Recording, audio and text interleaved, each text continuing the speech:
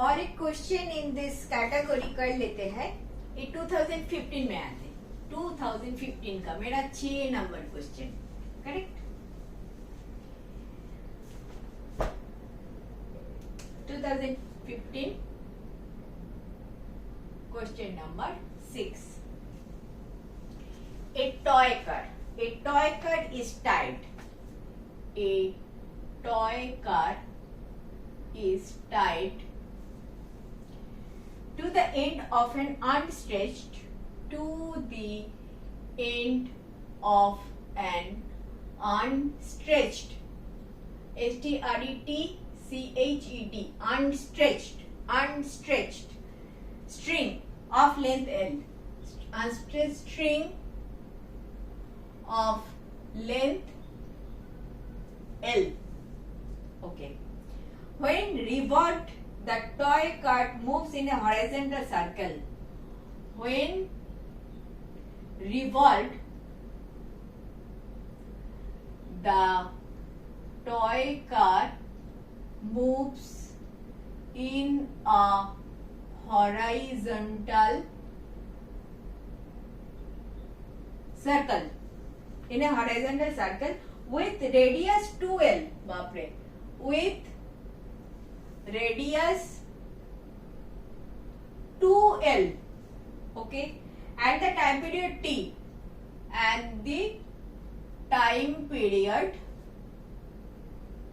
capital T. If it is speeded until it moves, if it is speeded until it moves in horizontal circle of radius 3L. In horizontal circle of radius 3L with period T1. With period T1. Relation between T and T1 is relation between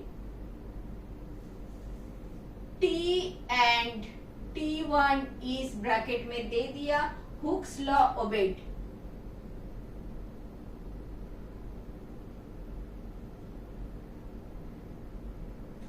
option दे दिया T1 equal to 230, B option दे दिया T1 equal to √3/2T, C option दिया T1 equal to √2/3 capital T, D option दे दिया T1 equal to √3/2 इसका T। See, this is also if you do not know Hooke's law, then you know today. ठीक है। बोल क्या रहा है? बोल रहा है एक सर्कुलर ऑर्बिट में एक टॉय कार घूम रहा है, and this is a toy car is tied at the end of an unstretched string. This string is not stretched. इसका length is L. बोला है ना, इसका length is L.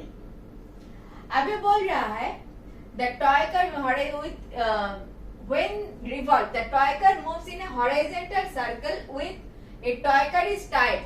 Tied जब तब L है, then इसको घुमा रहे हैं तो ये जो स्ट्रिंग है ना, इसको स्प्रिंग समझ लो। स्प्रिंग बड़ा हो जाता है, स्प्रिंग बड़ा होके 2L हो गया। इसी ऐसा एक सर्कुलर पाथ में वो घूम रहा है, 2L हो गया। जब टाइम पीरियड है T, if it is speeded until it moves in a horizontal circle of radius 3L, this is 2L, this is now 3L, this entire thing is now 3L,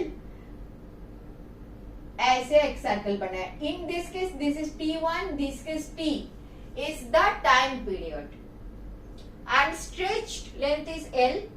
फिर घुमाया, spring बढ़ गया, 2L हो गया, this much is 2L।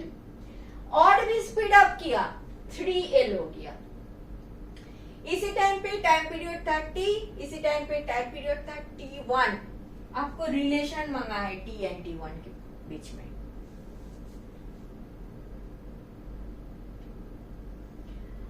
ठीक है, तो circular motion हो रहा है तो आपको क्या देखना है? Centripetal force, centripetal force, centripetal force.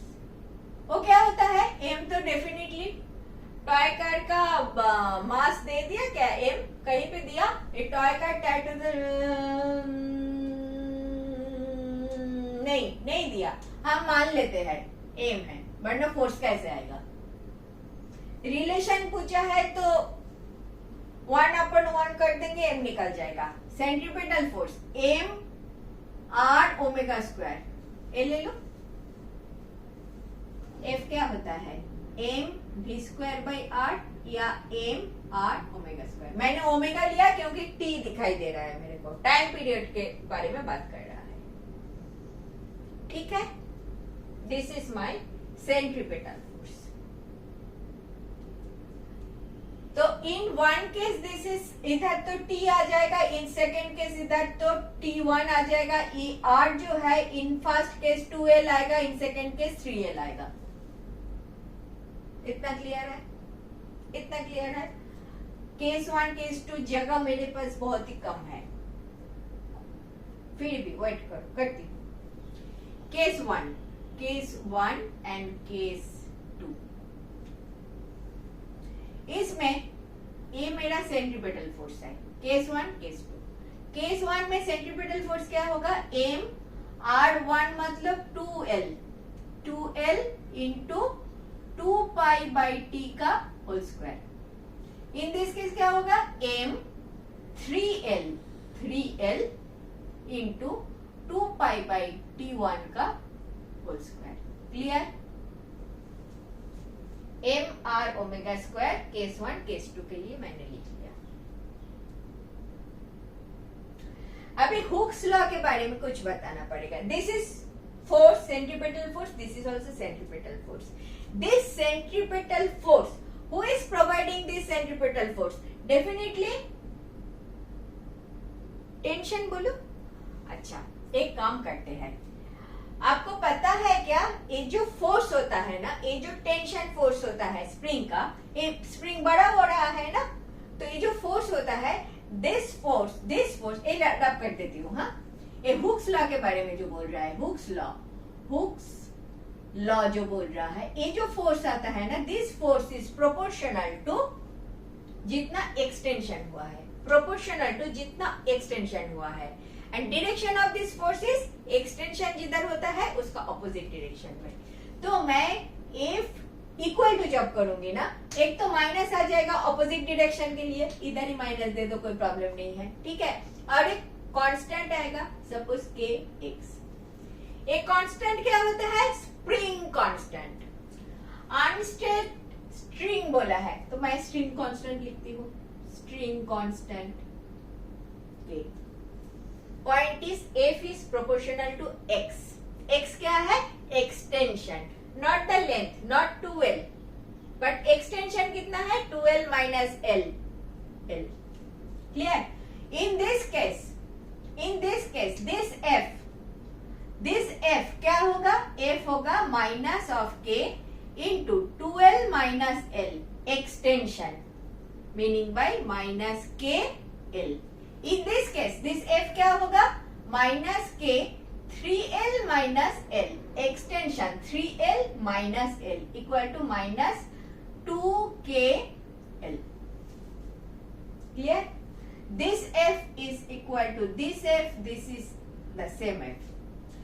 F 1 करके रखती हूँ, एक 2 करके रखती हूँ, क्योंकि this is my case 1, this is my case 2. ठीक है? केस 1 के लिए this equal to this, case 2 के लिए this equal to this. समझ में आ रहा है? This is because of Hooke's law. This is because of Hooke's law, and that is because of centripetal force. दो अलग अलग कलर यूज करूं क्या? तुमको अच्छे लगेगा क्या? दिस इज F1 तो एक समझ में आ गया। हुक्स लॉ लिखती हूँ। हुक्स लॉ के लिए F1 equal to minus K 2L minus L equal to minus KL, and in this case F2 आपका minus K 3L minus L equal to minus 2KL. Clear? अभी F1 को equate करो, F2 को equate करो और देखो T1 का and T का रिश्ता कैसे निकलता है. क्लियर ना इतना? अभी नेक्स्ट में करो. और एक कलर कभी तो मेरे पास था, वो है क्या अभी देखते हैं. अभी इसको करते हैं, F1 को इक्वेट करती हूँ तो F1 को इक्वेट कर लेती हूँ और उधर O इक्वेट कर लेती हूँ. ठीक है?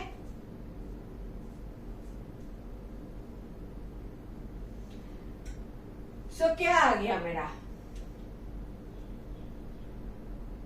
बहुत ही गंदा तो नहीं हो रहा है. ए वाला भी है, ए वाला भी है. ठीक है, तो इधर से T1 निकाल दो. लिखते हैं m 2l into 2 pi by T इसका whole square equal to minus K L. इधर से 2 पाई बाई टी का होल स्क्वायर एक जगह रख लो, 2 पाई बाई टी का होल स्क्वायर रख लो. इधर ले लो minus K L divided by 2 m2l, m2l, L निकल गया. रह गया क्या? रह गया minus K upon 2m. Clear? In this case यही चीज करो. m 3l इंटू 2 पाई अपन T1 इसका whole square equal to minus 2kl. Clear? So 2 pi by T1 इसका होल स्क्वायर रख लो, माइनस 2kl नीचे आया m3l. ठीक है? एल निकल गया तो आया माइनस 2k बाई 3m. इधर देखो T है, T1 है. ए को एक नंबर इक्वेशन करो, ए 2 नंबर इक्वेशन करो. एक को 2 से डिवाइड करो. मुझे थोड़ा सा जगह चाहिए, ए वाला जगह ले लूं. This is the only option. तो अभी मुझे क्या करना है? ए 1 डिवाइडेड बाई 2 करना है, 1 डिवाइडेड बाई 2 करना है. क्या आएगा? 2 पाई बाई टी इसका whole square into T1 by 2 pi इसका होल स्क्वायर. उल्टा हो गया. इधर से आएगा माइनस के बाई 2m, उल्टा हो जाएगा minus 3m divided by 2k. इतना तो तुम भी कर लोगे. 2 पाई तो निकल गया, आ गया T1 square by T square. ठीक है? इधर क्या आ गया? के निकल गया, mm निकल गया, आ गया दिस इज प्लस हो गया तो 3/4. तो T1 चाहिए, T1 square equal to 3/4 T square. So T1 कितना आ गया? √3/2t. √3/2t. D option is your correct option.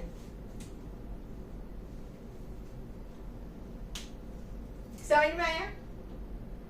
ये समझ में आया क्योंकि मैंने बहुत क्लियरली किया. हुक्स लॉ लगाना पड़ा. हुक्स लॉ इज फोर्स कितना है? Some constant into extension. Constant into extension. In this case extension is L, in this case extension is 2L.